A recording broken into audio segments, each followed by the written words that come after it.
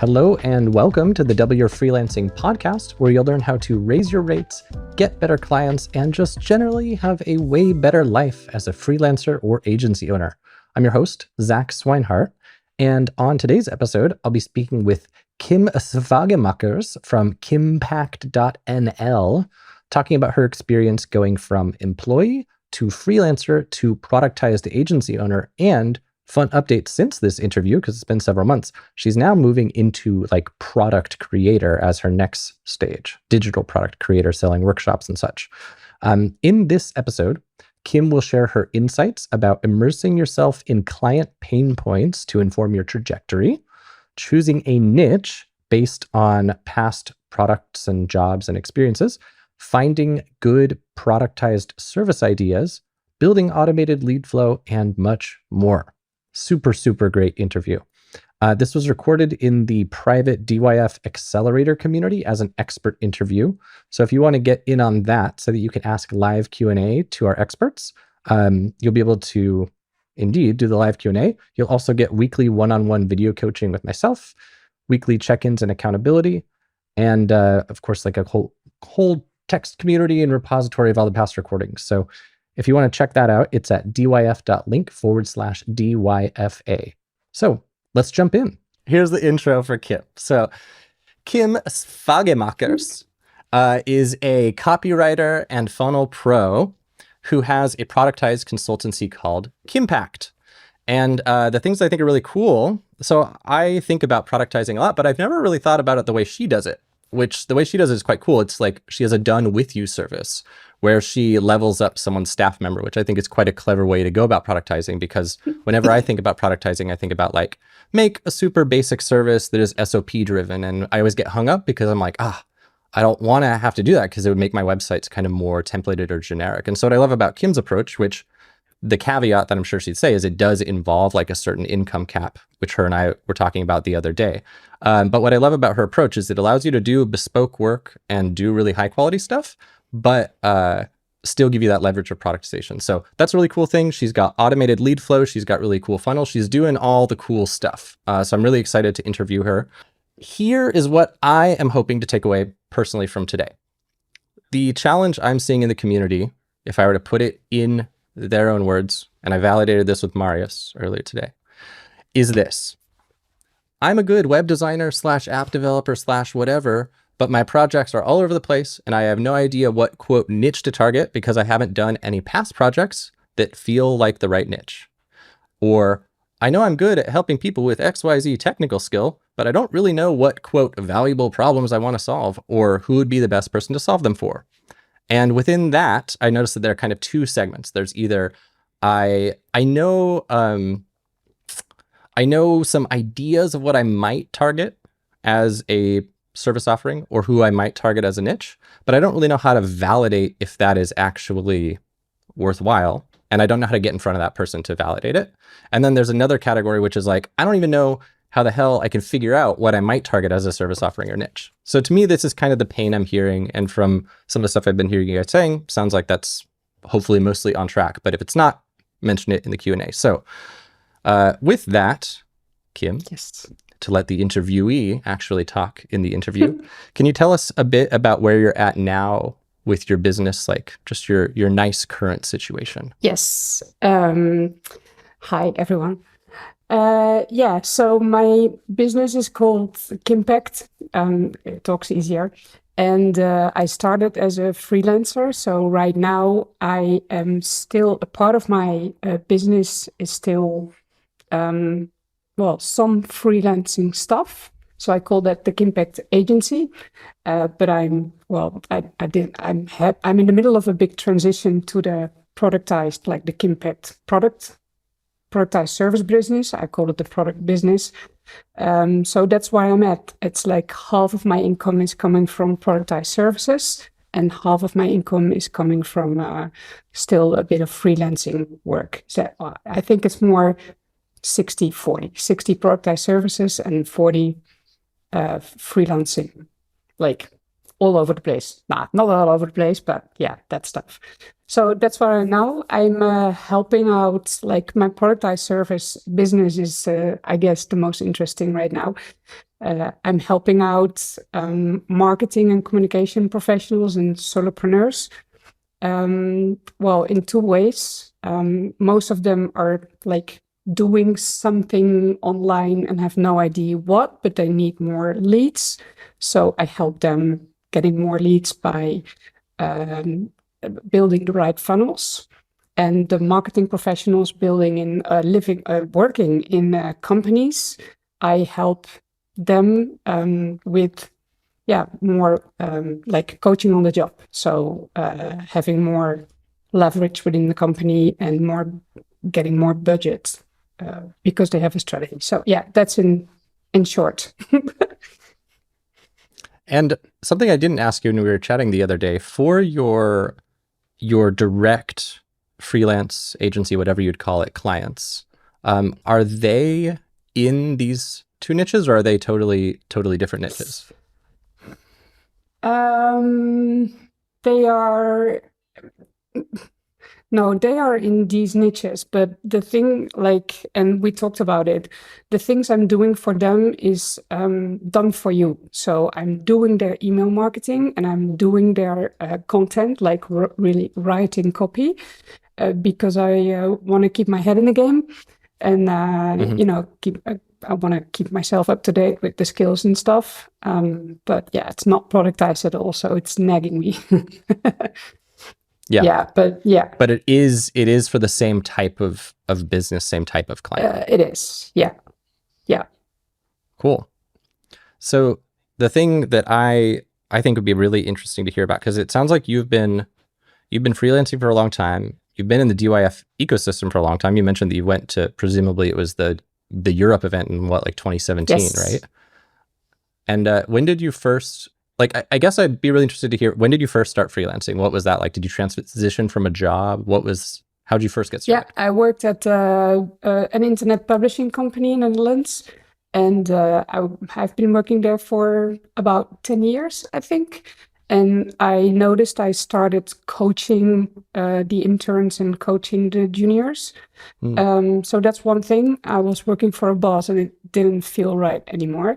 And second, I met my douchey. I call him douchey. His name is Niels, but we call each other douchey. And we wanted a life, we wanted to travel and to be like free and yeah, so we had to start our own businesses. So that's why we started our own business. Yeah. And that was back in 2010, I think, 10. Yeah. Okay. And I assume, like most freelancers, the moment you started your own business, you immediately did get to live a life where you were super free. You got to travel. You had loads of money. Yeah. It was great. Yeah, instant. Yeah, it's really cool. Yeah, all of you, right? yeah, it's amazing. So yeah. So what did that transition from your job to freelancing look like? Well, the cool part was I met this small agency and they looked for a partner, like a freelancing partner, because they had a lot of clients and stuff. So I could jump in and have freelancing work and start from there. So that was really, really, really cool. Yeah, but in the end, it didn't work out, of course, like it goes a lot of the times. But yeah, so I did that. How did? Yeah. Oh, go ahead. Sorry. Oh no, that was for about 3 years, I think. But the fun part is that there I discovered I was really good at teaching, at coaching. Yeah, so it was a really great time for me to discover how it works, how you make proposals, how the whole stuff. So yeah, it was really worthwhile. Yeah, it is cool. It's almost like you have a ceiling that comes with that, but you also get like kind of an easier on-ramp into the freelancing world versus if you're scrounging gigs left and right on Upwork kind of thing. Yeah. How'd you meet that agency and form that relationship? Yeah, that's a good one. I think I just met her in the network, like the online community in the Netherlands back in those days was really small. So like you meet the same people at every event, right? Because it was just a few people. And so that I'm a really good networker. So I talk to like everybody when I'm somewhere. So that's how I met her, and yeah, we clicked, and it was a done deal. Yeah. And did you meet her while you were still working your day job, and it was that relationship that kind of allowed you to side hustle and quit? Yeah, kind of thing? Yeah, it was the tipping point. Yeah, so I was thinking on starting my own business and stuff. I had no idea how. So and I think a lot of people struggle with that. Like, when do I leave my job? Do I first leave and then start freelancing? Do I There's many possibilities, of course. So yeah, I was really lucky to meet her. Yeah. But I do think that like in 2010 or 2008, 2010, internet wasn't that big. So there weren't like many people working in the internet business and having the knowledge I had back at that time. So I think I would have made it by myself, I guess. But then I had to invent everything by myself, and now we invented everything together. Which was really, it was really comfortable start for me. Yeah. Yeah, that's cool. So just to dig into this a little more, because I do like to hear these transition stories.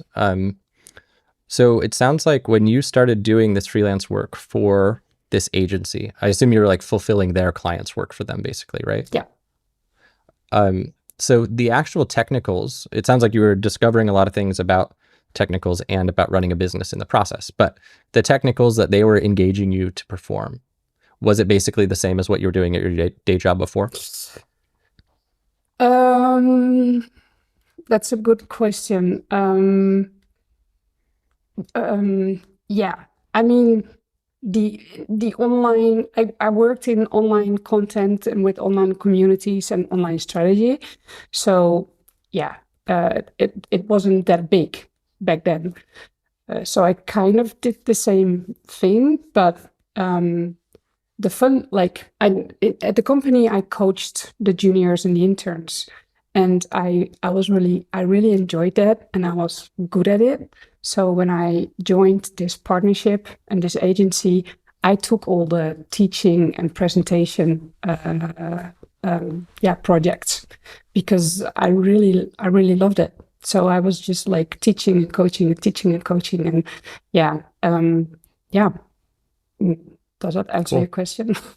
I forget questions. Yeah, it does. I mean, it's a trajectory that I've heard quite a bit. There's another freelancer I know, Ellie, who runs a really cool agency now, and he was working at a marketing agency for like a decade, and then he did some in-person networking to kind of meet some people, and he found opportunities that way. And when he went out to start his own agency after having worked at this job for so long, he kind of did the same kind of thing. So that's what I wanted to really dig into, is if when you went freelance and formed this relationship doing fulfillment for this agency, if you were doing like a natural extension of what you were doing before at your job, or if you were blazing like a totally new course, because I think that there is some useful insight there for those of us who are still working day jobs. No, I think the big transition for me was not like doing the work, but teaching my knowledge. And so with the company, I was doing the copywriting and, doing doing the stuff. And when I started freelancing, I thought like, okay, I know all this stuff, right? I work with clients. We have a Dutch saying, I looked into their kitchen. I don't know, is that in English? I've seen so many companies from the inside. And so I had so much experience, and I thought of how can I use all this experience and skills to teach other companies how to do it. So yeah, no, it's a big difference now I think of it. Yeah. So to trace that back, because I think that is interesting, because I want to dig into, because it's almost like I don't know your business history well enough. I'm learning it now, but it sounds like you've had, like, I'm guessing either 3 or 4 distinct phases here. Either you were employed and then you went freelance and you were doing freelance work for this agency. And then what I'm not sure of yet until I ask you is if you switch from that phase to like scrappy, crappy freelance where you were just working with a bunch of clients, and then you switch from that to this more educating approach, or if you didn't even do that phase 3 and you went straight from 2 to 4. But just to be clear, Daniel's asking, what is online community strategy? And I was originally not going to ask because I didn't think it was relevant, but I think it is relevant because perhaps the thing that called you to that is what has you so naturally leaning towards education as a part of how you market and help and stuff. So what is online community strategy? Did I say online community strategy? Yeah, cool.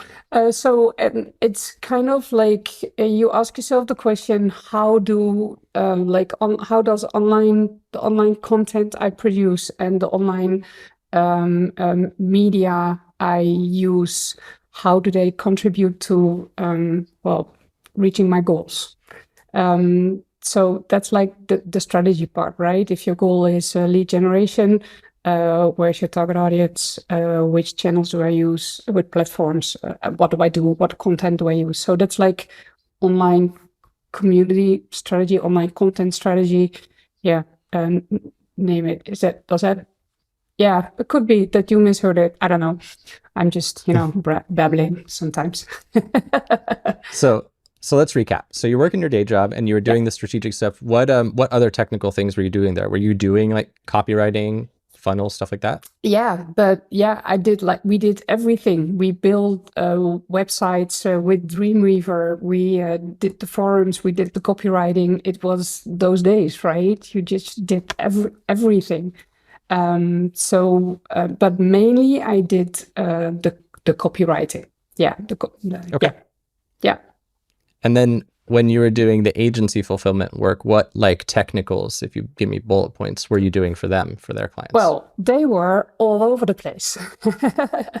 So they were all over the place. And my partner, her name was Esther, she wanted to do the sales part. She was really good in sales and business development. I sucked at sales. I didn't even want to talk about money with people. I was so scared to talk about money. So I let her do that part. And I chose to do all the teaching stuff. So we developed trainings. We didn't develop trainings. We developed trainings when a client asked for it, right? So we developed like tons of different trainings. So we didn't productize anything. We just did what the client asked. So yeah, crazy. So I did that, and I found out that I really, really loved it. And it gave me a chance to really dive into companies and talk to the professionals and really help them out. So I really loved it.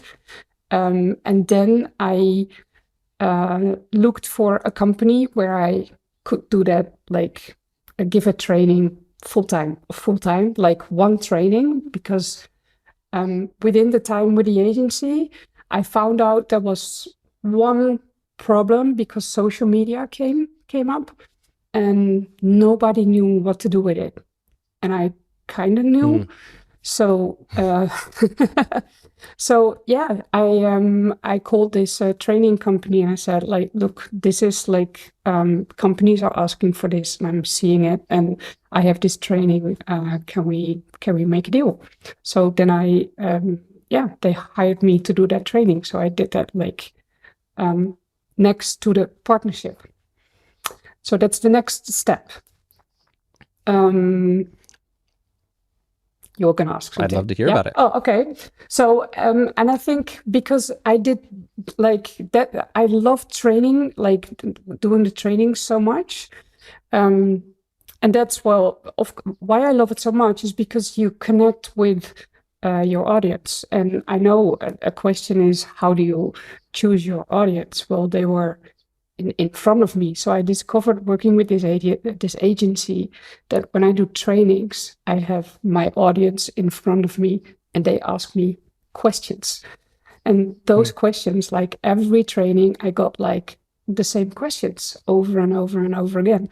So it really helped me finding out what my ideal audience was, what their pain points were, what their problems were, and it helped me to develop my first training. And I did that training, I think, I made notes, almost 3 full years. I'm going to make a note about this because I think it's like what I'm finding kind of interesting is that the you being immersed in these problems as a consequence of doing these trainings is obviously, because they're so one-on-one, it's a nice advantage. But it also does have parallels for like non-one-on-one things. Like if I notice that a lot of the website design projects that I do, people come to me asking for kind of the same kinds of things or asking the same kinds of questions. Like I'm getting ahead of myself, but I have a feeling that where you ended up productizing is by seeing those trends of the same questions people are asking, and that is maybe where your service offering came from. I don't know. We'll find out soon. But yeah, to make sure I've got the forest through the trees. So basically, step 1, at job. Step 2, quit job doing freelance stuff that was similar. Step 2.5, noticed that you really enjoyed the kind of more training aspects and they fueled you, or that I'd actually be interested to know this bit. So why did the training stuff call to you more than like, say, copywriting? Was it the impact it had? Was it just that it filled you up like emotionally? What drew you to that over like just being a copywriter? So much like the things you mentioned. I really love when someone leaves the room and they feel empowered to do something like better. That I think, like I always say that if you only have to know one thing. I told Patricia, right? You only have to know one thing better than someone else, and you could teach them something. So when I discovered that, it really, I don't know, it's very fulfilling, I guess. Yeah, that and being being so connected to what's going on in the market, because I knew I had to build myself a business, and it was around that time, I think, that because, I don't know, I started following Brennan then. No, that's too early, I guess. No, it was around that time. And he talked about road mapping and quit hourly billing and stuff like that. And I was like, yeah, how? How do I do that? So, I knew I had to go there. So, and I felt that this was the way to, really learn about my audience and who I can help, and learn about myself, because like doing stuff is totally like, when you're good in something, you will probably be good at teaching that something to the one who wants to do that something like you do, right? Do you get me? I do get you. Yeah. I know what the objection will be. I put it down to ask you. I think the objection will be like, well, that's easy for you to say, Kim. You like teaching people. But what if I'm just a developer, designer, copywriter, and I just want to do my dev thing, and I don't think I'm a good teacher? What about that? Yeah. So, and I don't want to put you on the spot, but I know that that's what some people will be thinking. Yeah, no, but I totally get it. You don't have to be a teacher, but think like, the thing is, I had the advantage of being in a room with my audience, like which was going to be my audience. So that's a big advantage when you teach, right? But there's other ways to get in front of your audience. So ask your, like, if you listen to your clients, if you go online and do Amy Hoy's like paintstorming, sales safaris, stuff like that. Like if you really listen to your audience, what their problems are, and the next step is, okay, what knowledge and skills do I have to help them with these pain points?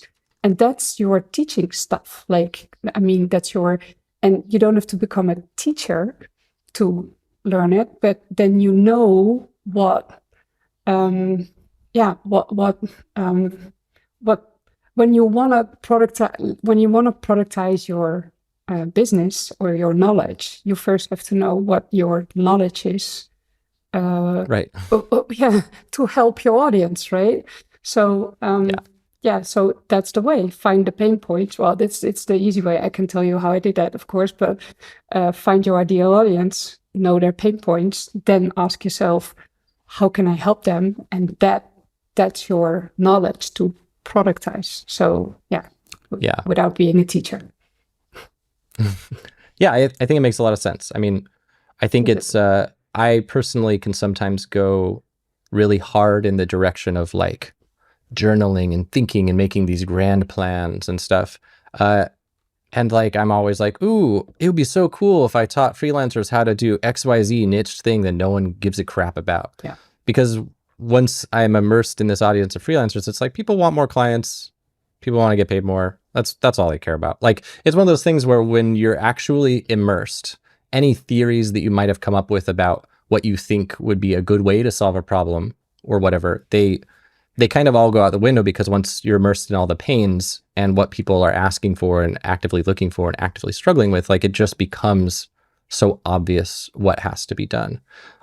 So what I want to try to do is see because the thing that's always so hard about this conversation is the choosing and the intentionality, because the theme that I am hearing a little bit from you and that I've heard in general is that you didn't sit back when you were working at your day job and you said, I'm gonna niche down into training and start a productized business. You like just kind of gradually course corrected and went towards what seemed to be working, went towards what problems seemed to be valuable and stuff like that. So again, to align my timeline for my systematic little timeline brain, you said that when you were starting to think about the Brennan stuff and the productizing and the road mapping, in terms of your timeline, was that when you were doing the trainings full-time alongside the agency work, or like where in the stage are we for that? Yeah, I was in the middle of that. Yeah, so I was still working with the agency, and I was, well, aside from that, I was building my own business, but like going all the way and doing everything. But I knew that the training stuff was what I really, really liked. Okay. So yeah, it was around there. Yeah. And what like I'm trying to find what was the pain for you when you were doing that training work that caused you to say, like, there's got to be a better way, and want to learn about productizing and all of these things. Like, what was the inflection point there? Okay, so a few things, because being hired as a trainer by a company doesn't pay that much. So I was stuck like at a certain income. That for a starter. I did try to do trainings myself to organize them. I quit after 3 times because you have to do the lunch, the sick people, everything. So yeah, that was like a backwards plan. No, that was no good. But I had, of course, I had like clients, because I said yes to everything. Clients called me and they asked me, can you help me with the LinkedIn page? Can you help me with this? Can you? And I said yes to everything. And so I was, well, all over the place again. And that, like, the thing is, because I did stuff my clients asked for, I never had results that made my clients really happy. So like, I never had like an end result, because then they had like a LinkedIn page or you know, like they had a training, and then what? You know, when was it ended? What were we aiming for? So I felt frustrated, because, and then I learned from Brennan. He sent this email. That's a long time ago. He had an interview with someone on like a client calls. I had the same. Like, shall I give an example? Sure. Yeah. Okay. So this client calls me and he said, like, okay, Kim, I need a LinkedIn page. I was like, oh yeah. So in the like a week before that, maybe I would have said yes. And now I was like, okay, but why? Why do you need a LinkedIn page? So I started asking questions because I read Brennan's email. So why do you want a LinkedIn page? Why at this moment? Why? So I kept asking questions, and in the end, he told me, well, I want to retire and sell my company within 2 years. Oh, okay. So I can help you with that, but let's forget about the LinkedIn page. Yeah. So, and that was, and I remember Brennan sent an email with a like-minded interview.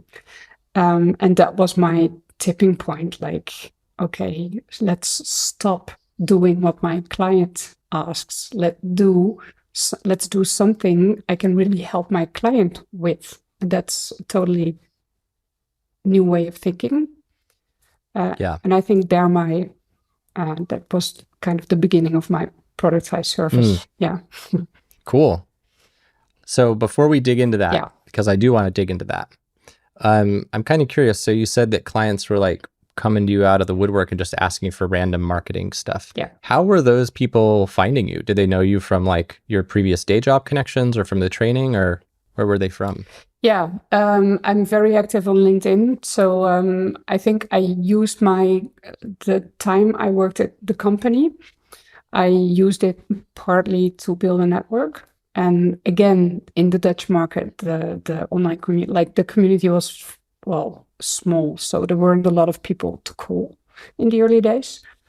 And yeah, I was just everywhere. I was at every network event. I tried to do gigs, to speak, to, like to be in front of my audience. So I'm a really active networker. So yeah, they just came to me. I didn't do anything. Okay. Yeah. That's okay. I was just kind of curious. Yeah. And I was also kind of curious when you were doing the trainings for the company. So what it sounds like you're saying you did there is that there was a big training company and they employed you to like conduct the training, but they had other staff resources who would get people their lunch and things like that. And you were like kind of a speaker or kind of a strategic training crafter plus speaker. Is that basically right? Yeah.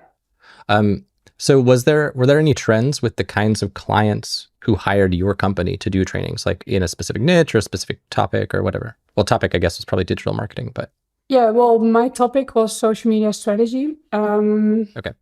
Which is, Daniel, how does social media add to reaching my goals?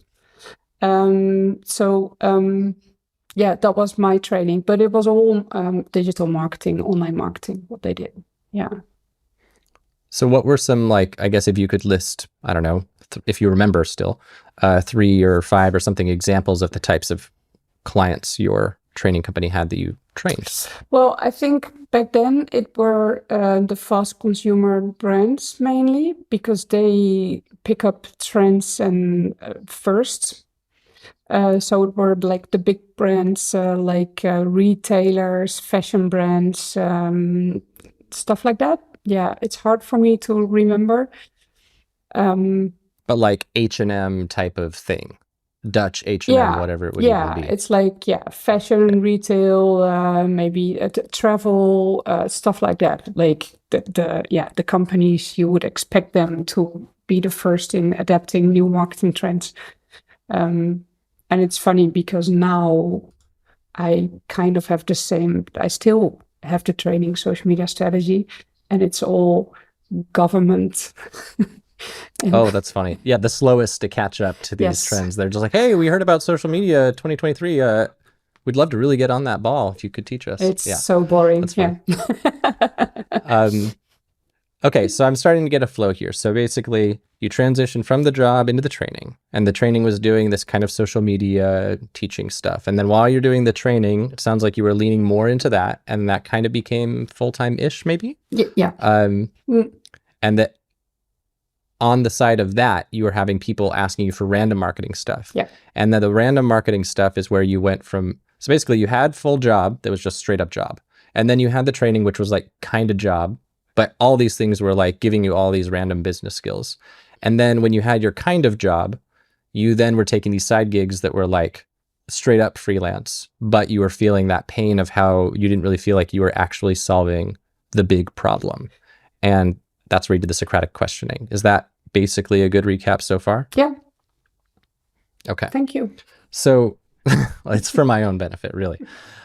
So at this point, you hadn't said, like when you decided to start doing the Socratic questioning thing, you did that call. You had like that dude who wanted to retire, and that was like your light bulb moment.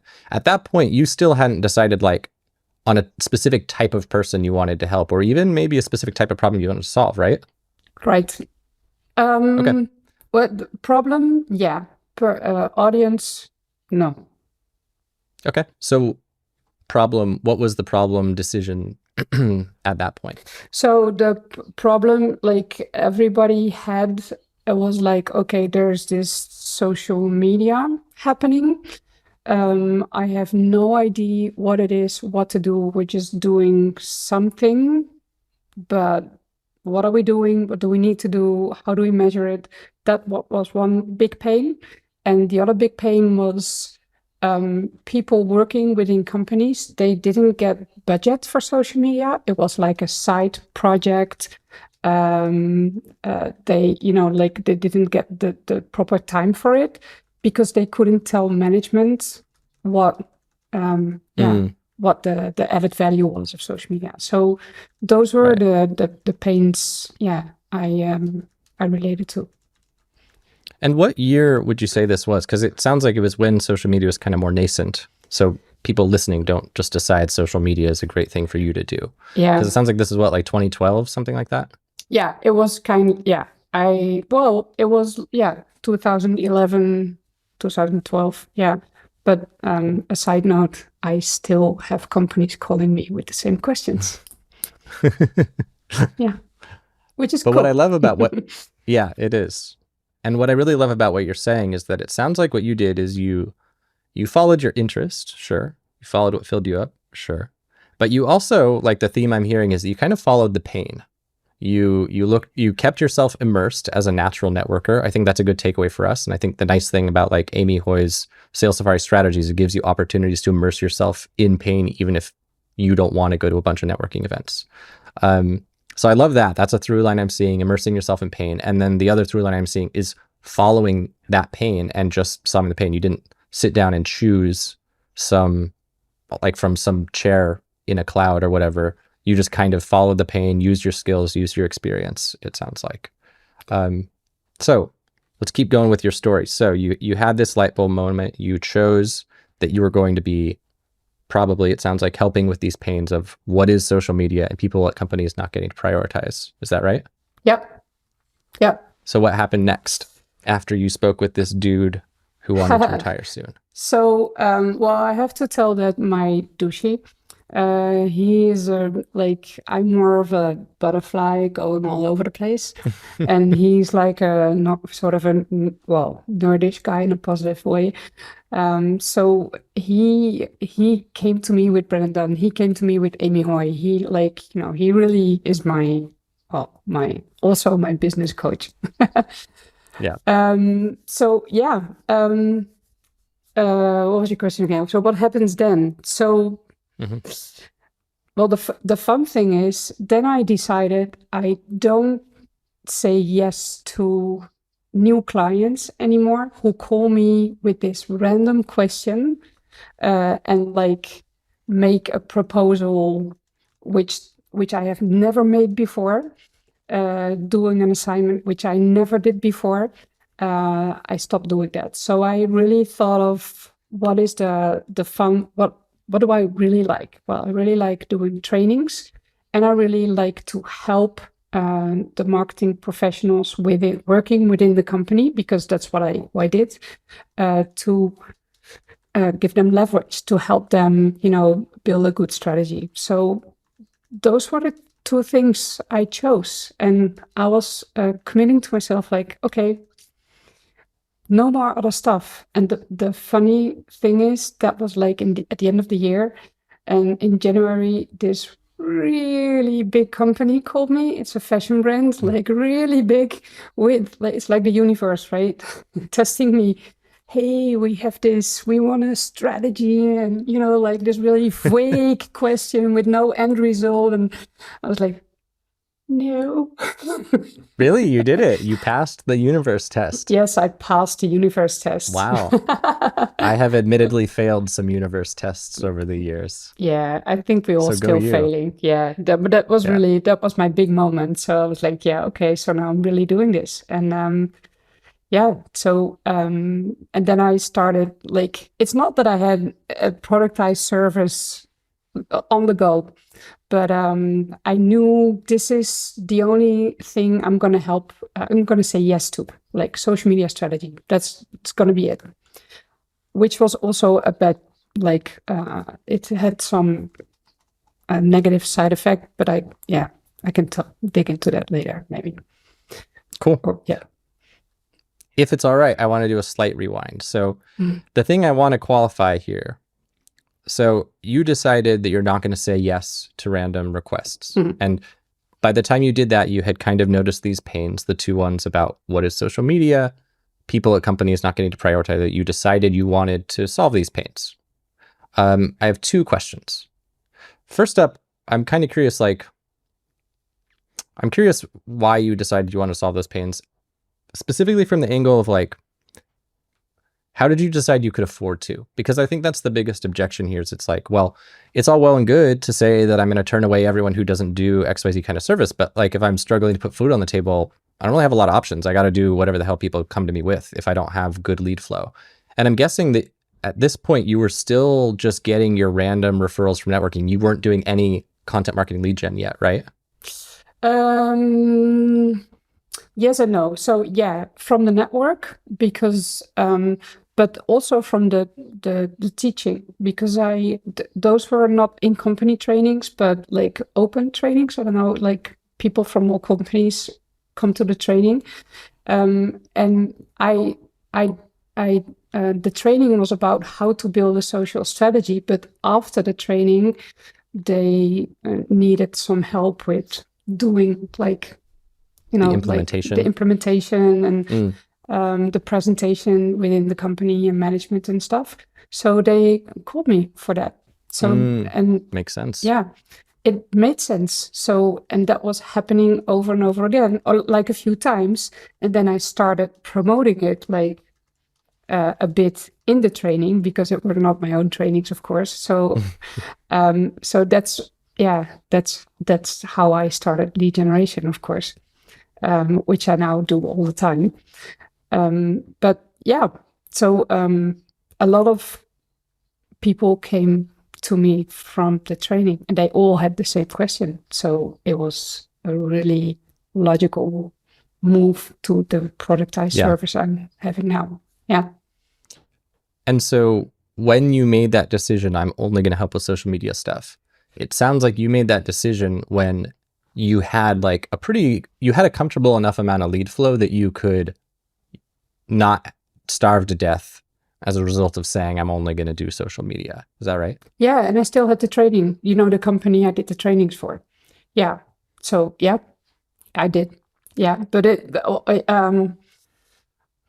I did at the time, I said no to the big client, but I needed new clients, of course. So it was kind of really, really scary. So yeah. And I'm not saying this to call you out. The reason I'm saying it is like, I just want for the people listening to kind of clarify this, that without that backing lead flow, it is kind of risky to say, I'm going to serve only this one kind of project if you're relying on just referrals. And in your case, like we all get lucky breaks. And for you, like the quote lucky break here was that your kind of half job, half consulting was a lead source for you. And so what I'm going to want to try, because presumably the next step, I keep presuming many things about the next phases of your story, but I'm guessing that a future phase of this story is you passed the universe test, but then you had this moment where it's like, oh shit, I need these social media clients and I need more than I'm just naturally getting from this job. And that's where you kind of started to ramp up your marketing. Is this a good guess about future past Kim? Or what was that next step like?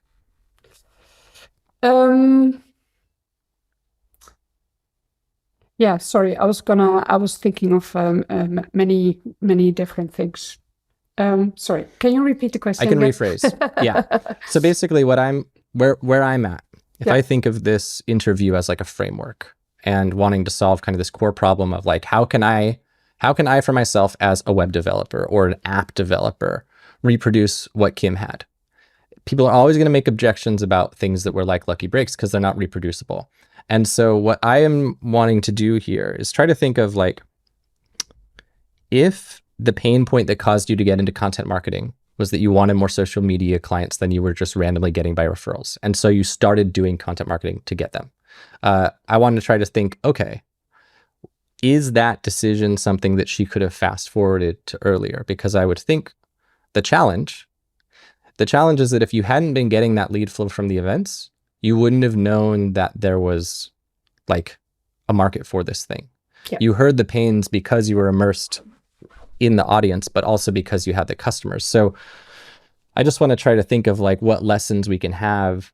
Maybe the lesson is that part of the choosing a niche process is that you have to be immersed in a community. I was listening to a different podcast today where he was talking about how he immerses himself in communities of potential niches that he might target as an agency. So maybe that is the takeaway. Maybe the takeaway is that you can't sit on a chair in the clouds and decide on a niche, and you have to immerse yourself in pain, and that you just kind of follow that. I don't know. What do you think? What do you think the takeaway is? You do. You have to dive into like your audiences, and if you have like many different audiences, because I had like marketing managers, content creators, entrepreneurs. I had like so many different audiences, and they all had like the same question, of course, like how do I use social media? What is it going to get me? But my teaching is different, of course. But yeah, I think the takeaway is get out there and talk to him. And when I think of, I want to say one thing like earlier, because you talked about a lucky break or lucky. I don't think that's really the case, because I don't feel like really lucky here. I felt lucky that I met this partner from the agency.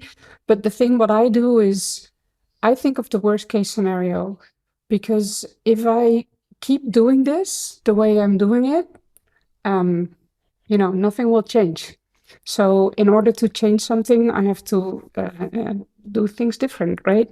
And I always think of like, what's the worst thing can happen? Like really the worst thing that can happen.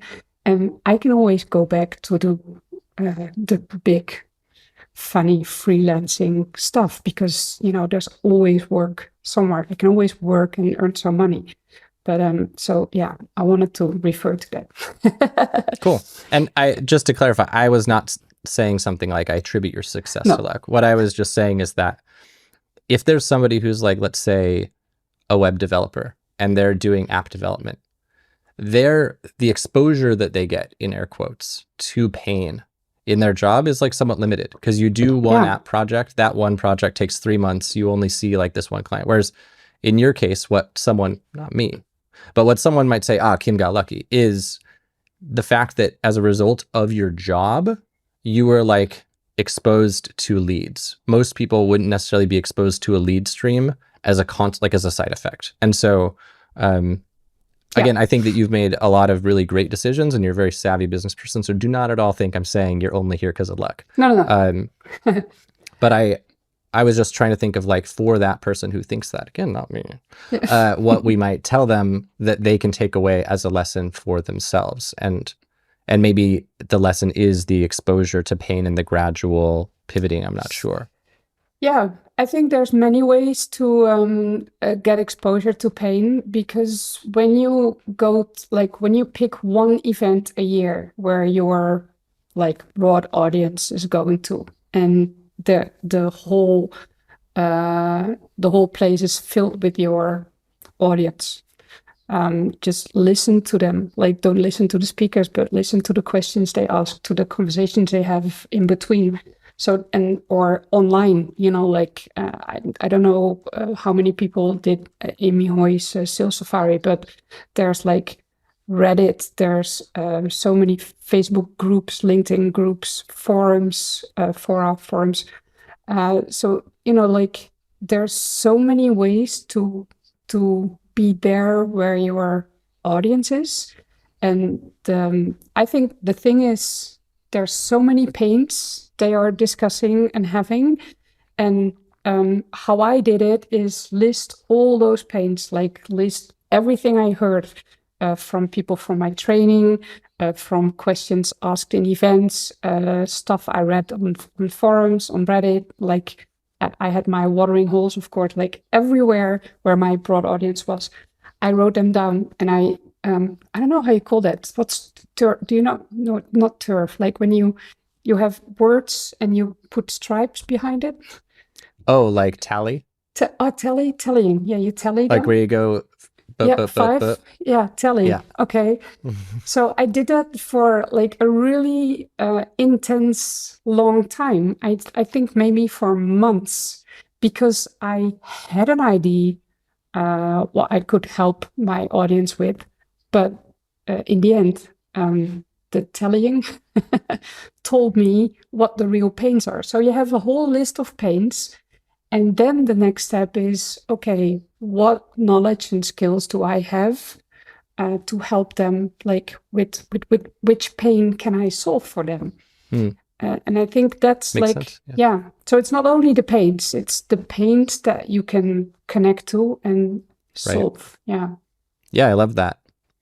So again, sorry to put you on the spot, but I got to ask, let's say someone's listening. They're like, that's great. Yeah. I love the idea of doing that. But I don't know who my audience is. I don't know who I should go listen to the pains of. Do you have any thoughts on like how you could make a choice about that? Yeah, like if you,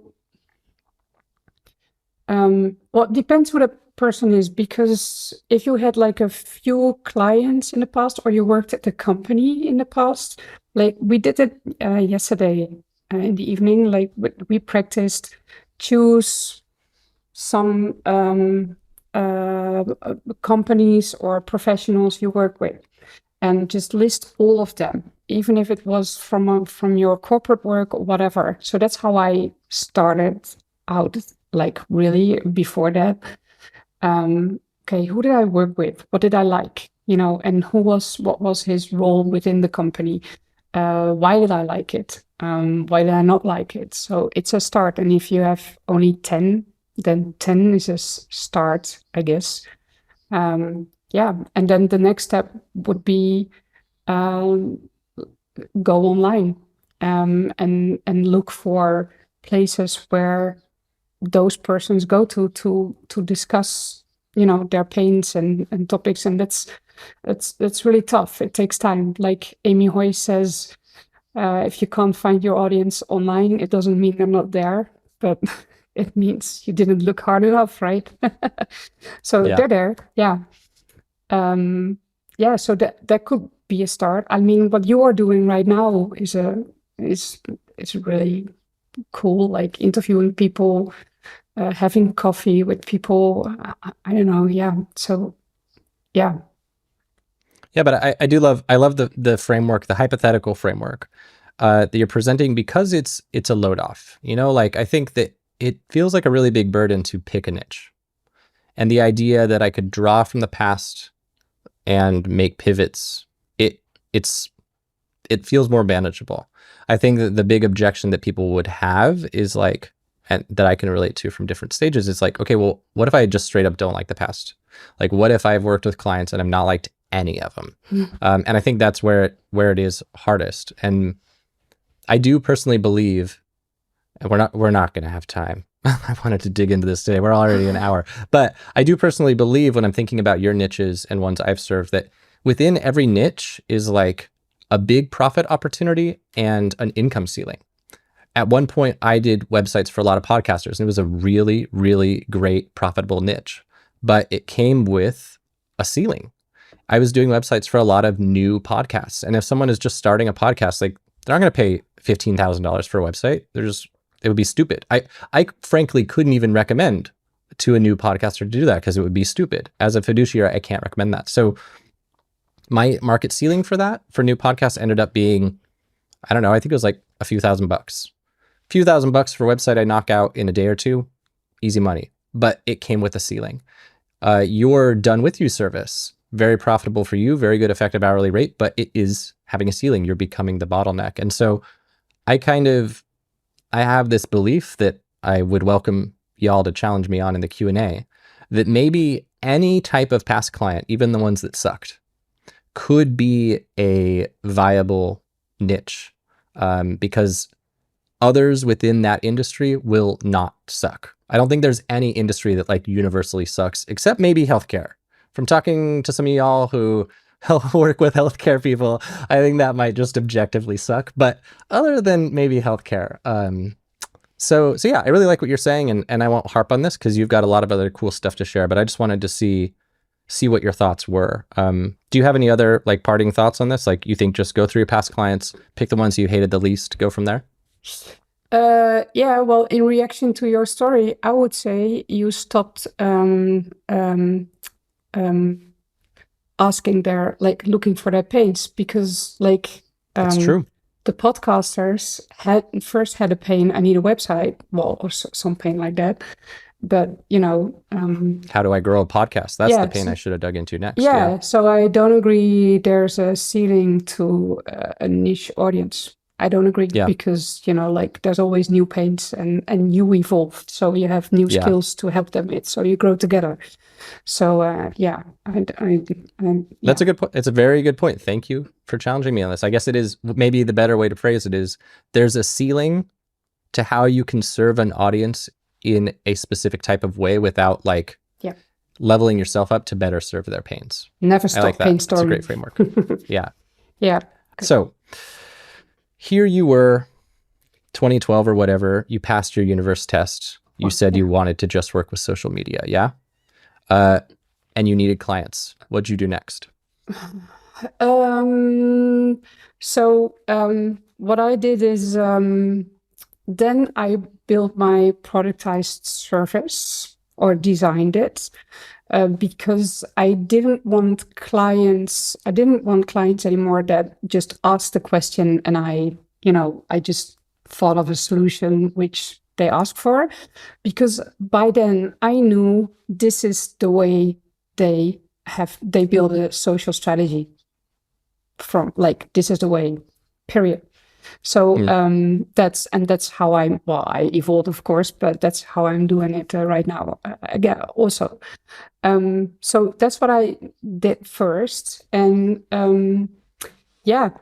I quit the training with the company I worked with.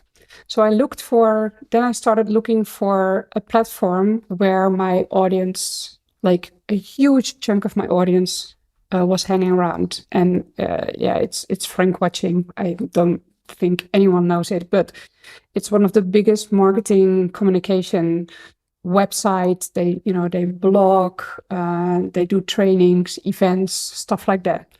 So there's thousands and thousands of my audience who joined them. So I thought, let's do my trainings for them. So so I did. So then because I knew my trainings were good lead gen. So if I do a training every month and I have like 20 people in my training, I have 20 leads a month from the trainings, right? And I had like 2 different trainings. So that worked well. They had events. So the thing is, like, and I still do that, I look for platforms or places where my audience is hanging around, like podcasts, events, online, like websites, blogs, stuff like that. And I am thinking of something, how I can add value to their audience without being a competition. Does that make sense? Yeah, I think that's a gem emoji right there. Yeah. and I still do that. I have 2 or 3 gigs like every year, and I'm a guest in 2 or 3 podcasts every year. I still do my trainings, which give me a lot of leads. Well, not automatically, but I think we come to that too. And I do LinkedIn. The fun part is I hate social media personally, like really. But for my, doing as a professional, LinkedIn is a really cool place. So I get a lot of leads from LinkedIn because I have a LinkedIn strategy. And because I know Diane has been trying to do some LinkedIn marketing. So just to hook her up, what's the because I want to go back to this Frank watching thing, but what's the 5-minute TLDR of your LinkedIn strategy? Okay, so I share knowledge. I give away all my knowledge I have. I chop it into small knowledge chunks. So I continuously create content and publish content to teach my audience. And everybody who is engaging with my content, I look them up in direct mail. And I have standardized LinkedIn replies. So I have 3 to 5. I can share them with you if you want to. I even have them in English. Then I have 5 different mails. First, hey, thanks. How can I help? What was interesting. Then, what is your challenge? Then, I have a blog or a podcast, or I want them on my list. So everybody who's engaging with my content is going to my list with a lead magnet. I love that follow-up strat. And you're posting these as I don't use LinkedIn. I don't know anything about it. Are they LinkedIn posts? Posts, yeah. Yeah? Yeah. That's a thing? That's cool. That's a thing, yeah. So it works, yeah. Cool. Well, yeah, I love that. I'll hit you up for those and we can put it in the recording or something. Yeah. Maybe if I can sign you up for, what is this, a 4th time to come on, we can talk about LinkedIn sometime. You can download the replies, so you'll be on my list and you see how my lead funnel works. Cool. So to rewind a little bit, you had decided to specialize in social media, and then Dutch H&M reached out and they were like, yo, do a training. You said, no, I'm only doing LinkedIn. Or sorry, I'm only doing social media. And then you needed those clients. So your first step was you created a productized service. Second step was you went to Frank Watching to do it like a JV almost kind of thing? Or did you do some lead gen before then? Was it the LinkedIn before then to get some leads, then you went for this big moonshot, or what was that like? Everything. Not that it was a lot because Frank Watching it had to start up, but yeah, I did that.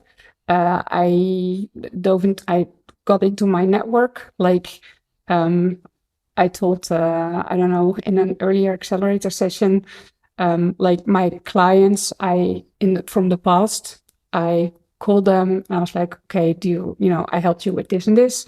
Do you know one person? Can you connect me with them who I can help out with social media strategy? So I got some leads from there. I got leads from my training and just, reaching out to my network. Yeah. Cool. I didn't have a website until 3 years ago, I think. Oh, wow. Yeah. So these leads were just emailing you? Yeah, emailing, calling. Yeah. Yeah. Cool. With a phone? Wow. Yes, with a phone. Yeah, you talk no silence. Yeah. Weird. I have not done that in a while. Wow. So what I would think, if I were to go out and try to reproduce this, I would think that the risk is that if I would be hesitant to approach so it sounds like Frank Watching is the Dutch Conversion XL. They're a big deal, but maybe when you first were starting, they weren't a big deal and they were a scrappy startup. But I would be worried approaching too big of a win too early, because then if I fail, then that opportunity is gone, is how I would feel. What do you think characterized the stage of this partnership, and how you approach them in a value forward way, if someone was wanting to reproduce this in their niche or whatever? Yeah, I just, I really dove into the platform, what were they doing? And it was easy for me to find out that they weren't doing what I was doing. So Yeah, the thing is, I'm publishing content. Like, if you want something to happen, you have to create content. So I could refer to all the stuff I was publishing and the stuff I did before. And so I just, had a meeting Cool.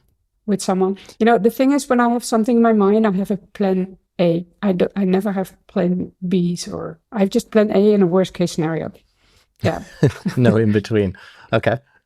And so you were publishing only because you didn't have a website. So I guess your published content would have mostly been LinkedIn at that point. Yeah. Yeah. And that was authoritative enough. Cool. And so basically it sounds like you went to Frank Watching and they're like a digital marketing, communications, education platform, but you noticed that they weren't really teaching about social media. And you essentially said, yo, I can teach that. Yeah.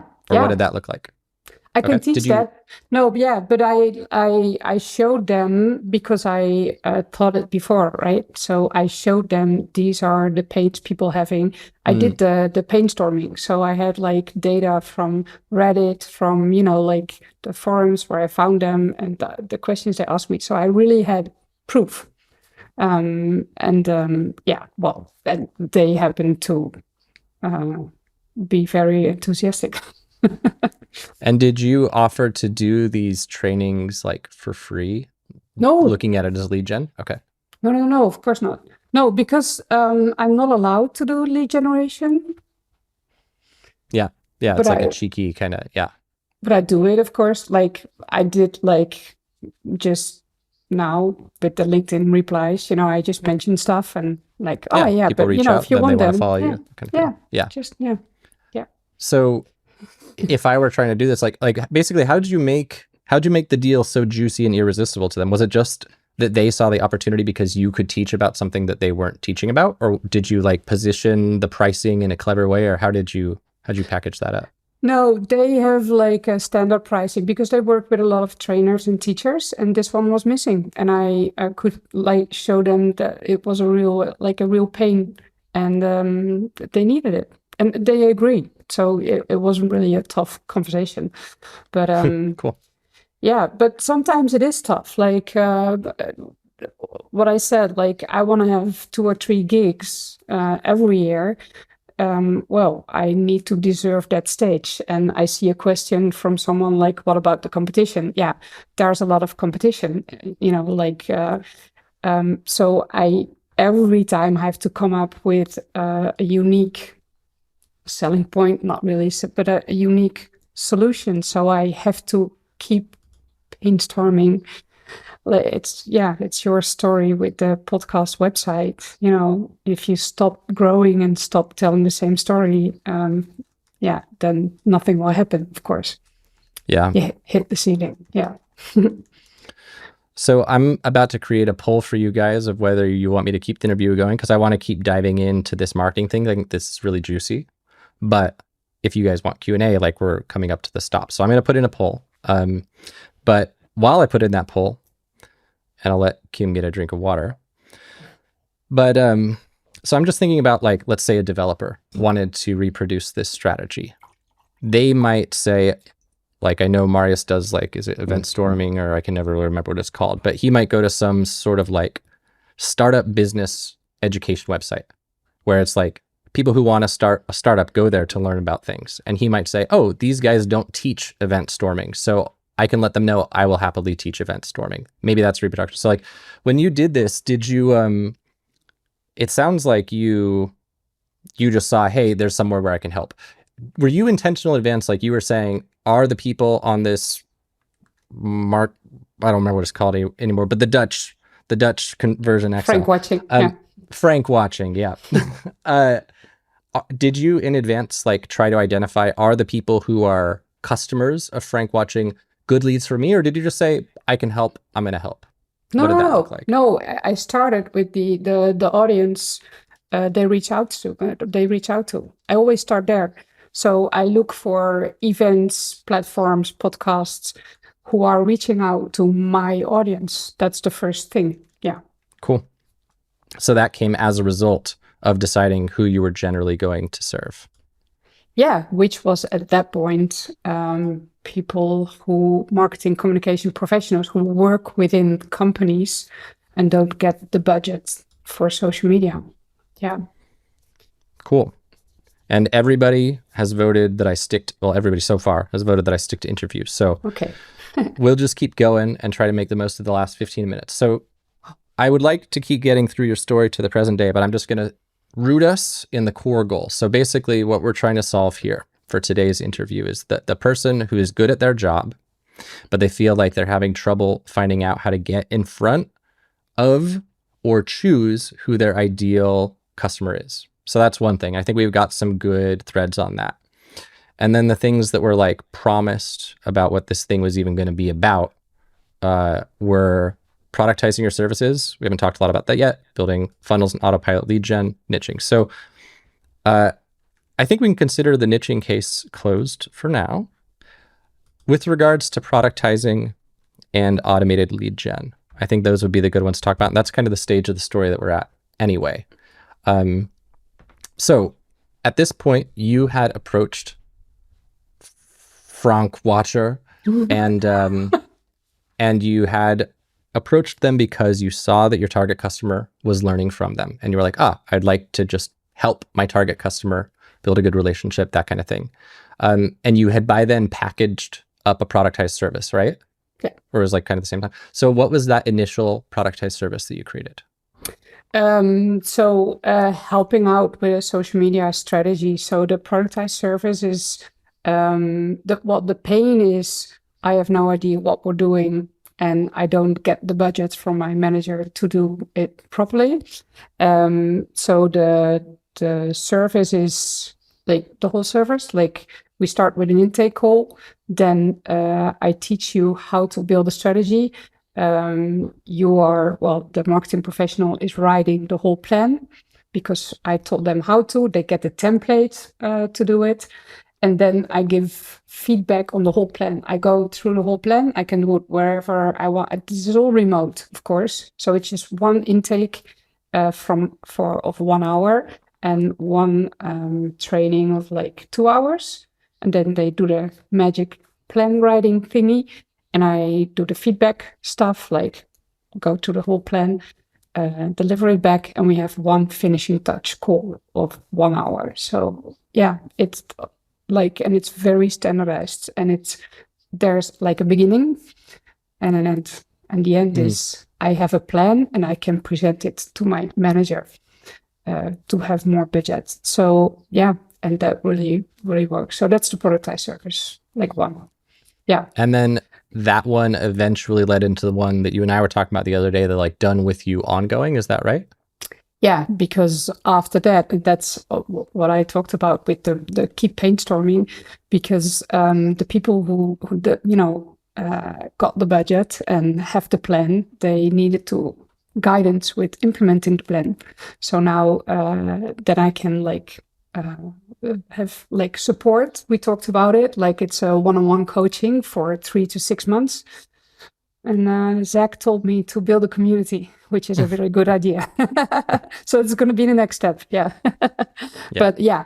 So that's the done with you. This is also, it's all done with you, but it's never different. This is it. I have a sales page and this is it. This is what you get.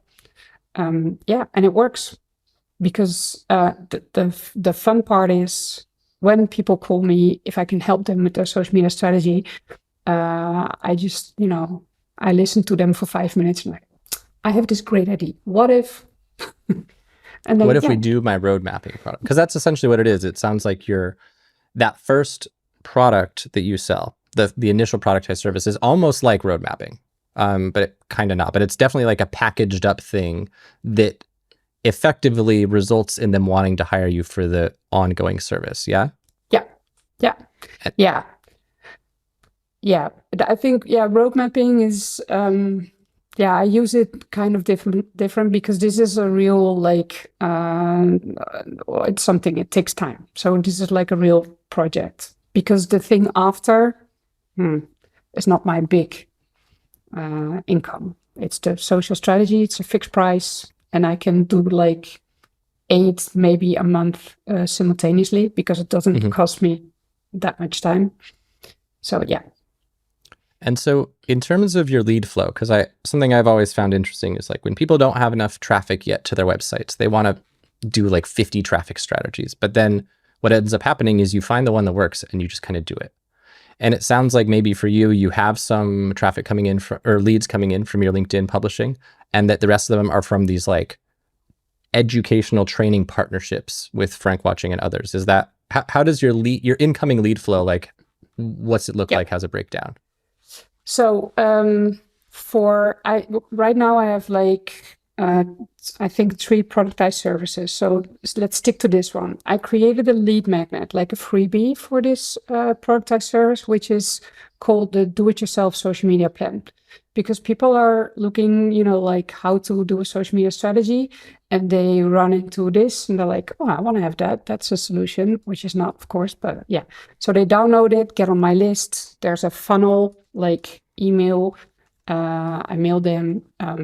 But so that's the funnel to my productized service. But the lead magnet, I can drop it everywhere, like in every conversation, in the trainings I do, on LinkedIn, like the whole social media training, I divided it in, by head, I think 50 knowledge snacks. I call them snacks. Like I can create 50 posts, LinkedIn posts from one training, right? Because there's so much in it.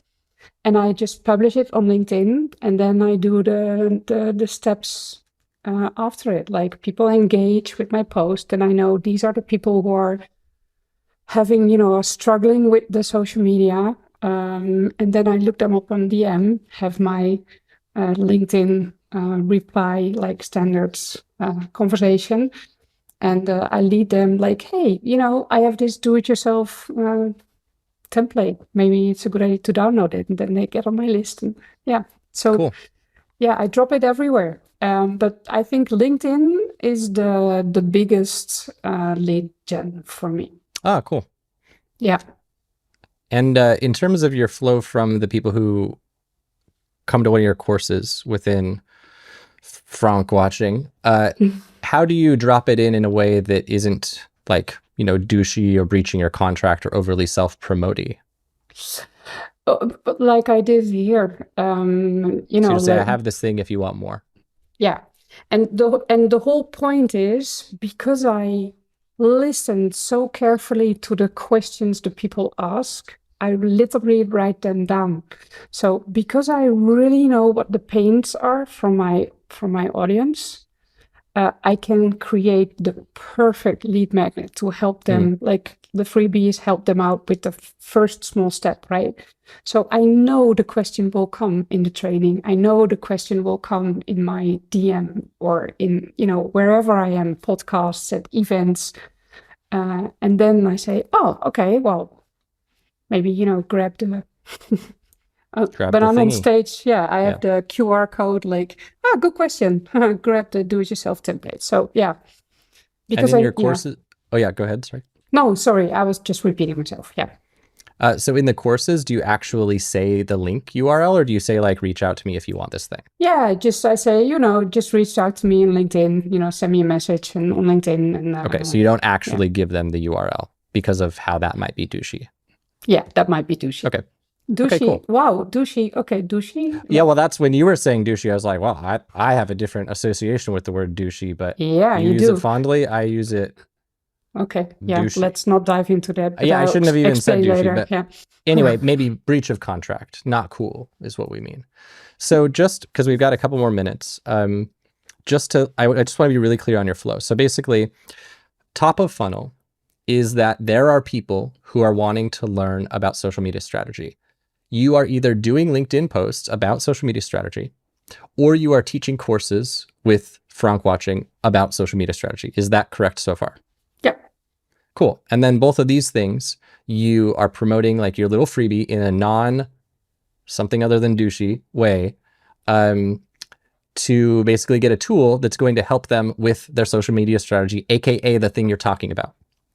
And then you have a funnel that because you identified the need that there are people who are working in digital marketing but need a budget to do it and need to like sell their boss on it. This is what I need a little clarification on. You sell the product that helps them sell their boss on it, or you like help them sell their boss on it for free and then that buys the product? How does that look?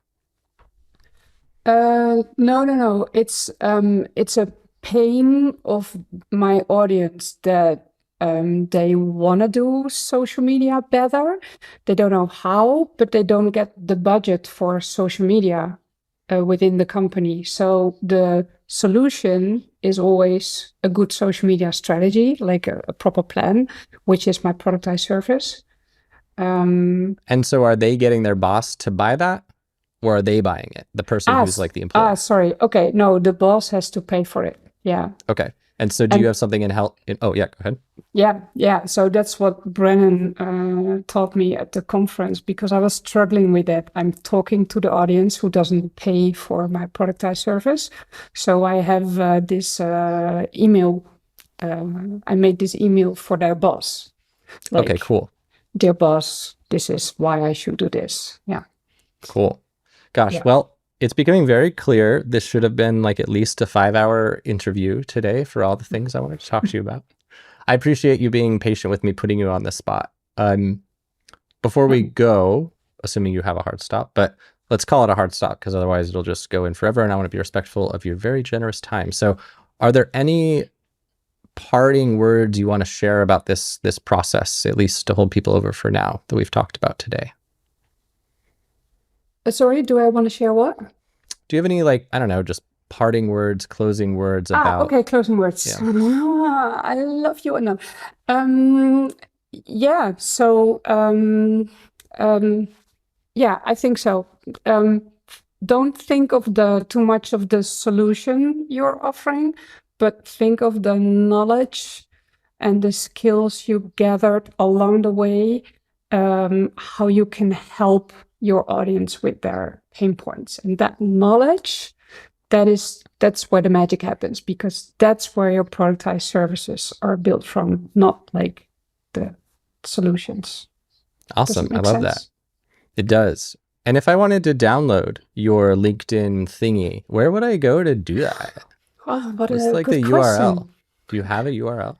Yeah, but I don't have it. Like, I wasn't expecting this question today. Sorry. Otherwise, I would have the QR code here. Like, yeah. Right, well, so if I wanted to like follow you online and like learn from you, where would I do that? LinkedIn, Kim Swagemakers. Yeah, it should be. I'll just go ahead and spell that right now. That sounds good. What's your website URL? How about this one? Kimpact, but everything's in Dutch. Yeah, well, that's the thing. But does it have a link to your LinkedIn? Yeah. Okay, so if you want to download Kim's thing, what you do is you go to kimpact.nl, scroll to the bottom, look for a LinkedIn link, go to her LinkedIn, look for her free things, and then there should be a link from those to the thing you can download.